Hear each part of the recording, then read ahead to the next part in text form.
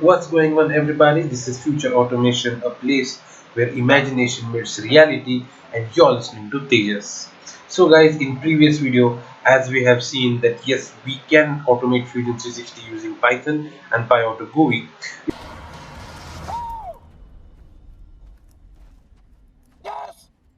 with some more libraries anytime we are going to use soon. But for now, we can make it work. So, today we are going to take it step further and we are going to actually start automating Fusion 360. So with a cup of coffee and lots of imaginations in mind, let's get started.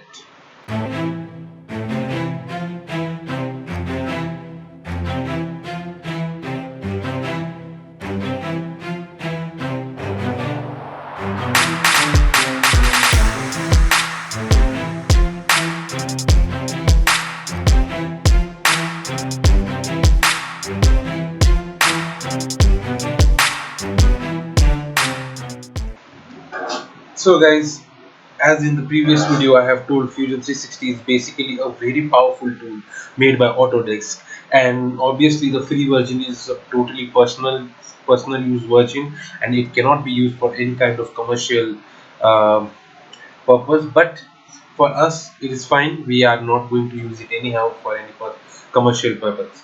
So here it makes it more powerful if we are able to control it with some kind of automation stuff or with our will and wish, as shown in movies like Iron Man, and there are a lot of movies. So basically with that inspiration I'm trying to make this series work, and I'm trying to make it more advanced, more powerful as much as I can. So as we are going to move further, I'm going to try to bring out different libraries and different techniques with which we can automate the Fusion 360. So initially, before explaining the code that I'm going to do today, first I'm going to show you what exactly the code is going to do, so that it will make a little bit of what we can say, bring some interest in the video for those who are watching first time, and for others, you very well know how we do the innovations or how we do the automations in our channel. And I'd like to give a thanks to all the subscribers, those who are with me on this channel from for past few years, I can say, and I have crossed 500 subscribers. That is all because of you guys. So thanks for your precious comments, questions, and watching my videos. So keep watching them, keep sharing for those who need it, and keep innovating. So let's get it. Today we are going to do nothing. We are just going to go to the sketch menu. We are going to select a profile and we are going to draw a square box. So that is all we are going to do in today's video, and then I'm going to explain you the code.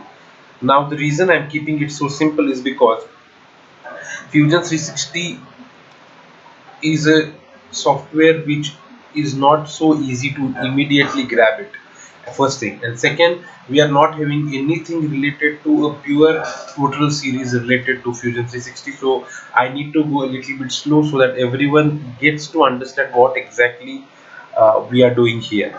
Next to that, those who are new to Python, again, they also need to understand what exactly is required and what we are doing here. Anyhow, those if you want to learn about Python, then you can also check previous videos of mine where I have explained basics of Python in two of the videos in getting started with Python. So you can check. Link will be in the description as well as at the top somewhere here in the cards, so you can check that. Now here we are going to run the code and we are going to see how it works basically. So let's go for it. Jarvis, let's start. And I request you to look at the cursor, because yeah, now it has selected the sketch, then it has selected the profile, and then the rectangle, and we are here with the rectangle in our hand. So guys, to look at the process, it will surely look easy and so short, and you must be thinking what, it literally took some half a minute or less than that to complete it. But this is the first step where we are going towards automating Fusion 360, and here we are understanding the basic blocks of how all this stuff in Fusion 360 can be automated, so that whenever we are going to the final what we can say video or final some kind of project, then we can understand how we are going to merge it together. So immediately we cannot climb the Mount Everest, we have to go step by step. So stay with me here. Now I'm going to explain the code.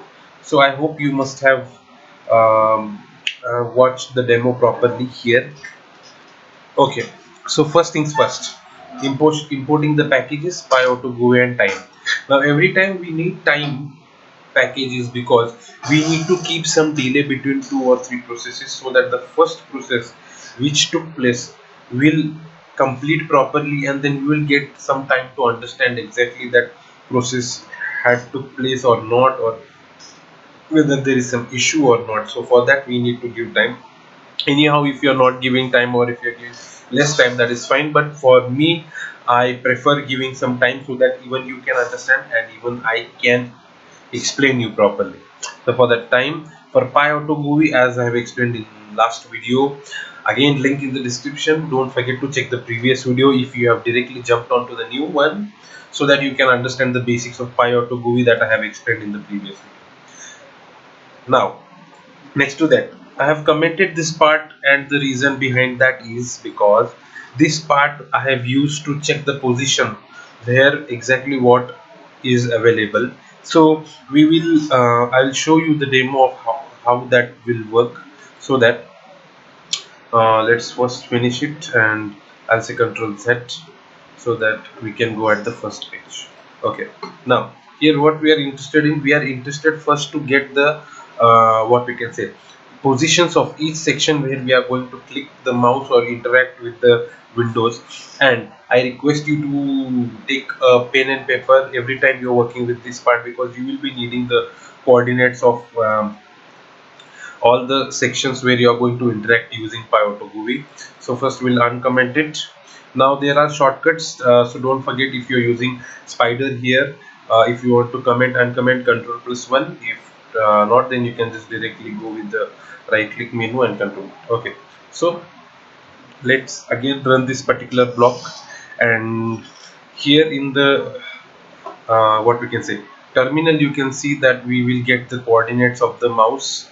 So if I'm taking it towards here, then somewhere we'll get 187, 85, and 115. So here you can see that I have noted down the coordinates, xy coordinates, exactly somewhere near to that. So for you it might be little bit different or little bit similar to me, but it's fine, not an issue. In this whole portion, anywhere if we are clicking, then that sketch profile or the sketch field will be selected. So once you take the mouse towards that position, you can just use the click function here, and then we are selecting the sketch section. Okay, so here it was pretty obvious that we are going to have a fixed flow throughout the video, because we are not having any kind of dynamic decisions to make right now. Now once the system understands and we understand how to work with these positions and how to interact with it, then we are going to make it more and more what we can say smarter, or more and more capable enough to understand what we are expecting. So if I'm asking it that let's get we can start with the sketch, then it will be knowing that basically in a full window of Fusion 360 where sketch location will be located, so it will basically go to that location only. So this is how it works usually, according to me. So if for other people or for other developers it might go in a different way, but for me it is pretty straightforward for now at least. Okay, so next to that, once we are selecting the sketch part, we are interested in selecting this profile. So here if you see, if I'm what we can say, if I'm selecting this one, then we'll get something like, say for example, now 609 and 521, 611. So if we go next to it, 684, 610, if we go this side, then we'll go to 722, 546. Now you might be thinking, then why I am having 903 and 587, because just now I have pulled the whole what we can say whole plane towards this side, so that you will be able to see both the things, that is the code and the output and the plane that I am selecting. So basically you will have to just figure out which xy coordinate is fine with this, and once you are and you are fine with the data and the coordinates, you just put the coordinates here in the plane, and then once they are done, we click the plane. So if we are clicking the plane, say for example this, so we are on the plane now. Now what we need is we need to draw rectangles. So again we are going back to the terminal here, and we are going to go towards the rectangle. Now here you can see that we are having the rectangle to somewhere 246 to 114. Again a little bit different, somewhere ups and downs. If we are taking it a little bit further, then maybe I'll get 236, 225 in the straight line, 243, 252, 126 somewhere. So in overall this box which is highlighted when we are taking the cursor towards that location, you can click anywhere, it's fine, not an issue, it will work. Now next to that we are going to click on the rectangle. Now we need to figure out a location from where we are going to drag the mouse. Now till here we were having click function, move to functions, which I have explained in previous video. So if you are not able to remember it, then just understand move to is used to take the cursor to that particular xy coordinate, while click is used to perform the click function. If you want more demo towards the basics of the PyAuto GUI, then go to the previous video. You will definitely find there something, and it will be very useful for you to understand through this video. Next to that, now we are going to click, we are going to take somewhere to this position somewhere, and then we are going to click on this. So this basically is the part where we are taking the mouse cursor towards a location, and then we are clicking it. Now clicking, moving are few of the, what we can say, uh, functions that can be used and that can be understood with its name itself. Now we are going to once we click on this here, we are going to drag the mouse. So here you can see that we are having a drag function. So now we know where we need to, like, we need to move somewhere 500 coordinate down, and we need to use the drag function towards the left, towards this location, and we are going to click on the left, what we can say, we are going to click the left button and then drag it down as we usually perform it. Now the way it works is you can either drag it like this and you can click it, or you can just click it and then pull it down. So both ways it's fine, it's up to you how you take the approach. Usually we can, in Fusion 360 we can directly click on one section and then move towards a location, and then we can click again, so that the, what we can say, the rectangle or the square will be completed. So uh, it depends on how you take the approach, but basically everything is having the same output. Here we are going to have a common output, that is ultimately we are going to draw a rectangle, automated rectangle in Fusion 360 using Python. So basically this is how we are going to take. Now what I am thinking to take approach in next videos is we are going to try to control the planes.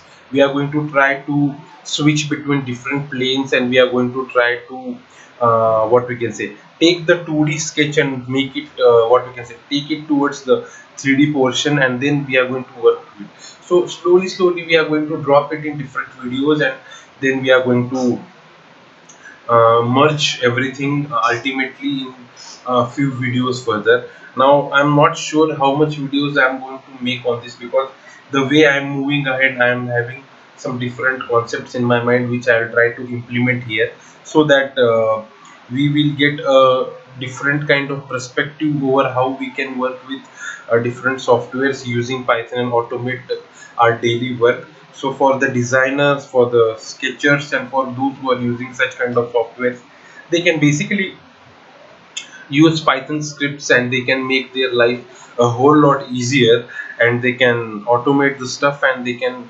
feel like, they are Iron Man. Even I sometimes feels like it feels like too much of Iron Man. So basically inspired from that. So this is how we are going to deal with this series throughout the series. So don't forget to watch all the videos. Stay tuned. If you are new to this channel, then don't forget to subscribe it. If you are old, then thanks for staying here and watching the videos. If you have not watched previous videos, then don't forget to watch them. The links will be in the description. I'll also share the playlists which I have created. Amazon automation is going fine. Everyone is having a good view about that. Few people are asking questions. That is cool. I like people asking their queries and also giving good feedbacks. So anything in your mind, don't forget to ask it, and I'll surely reply you.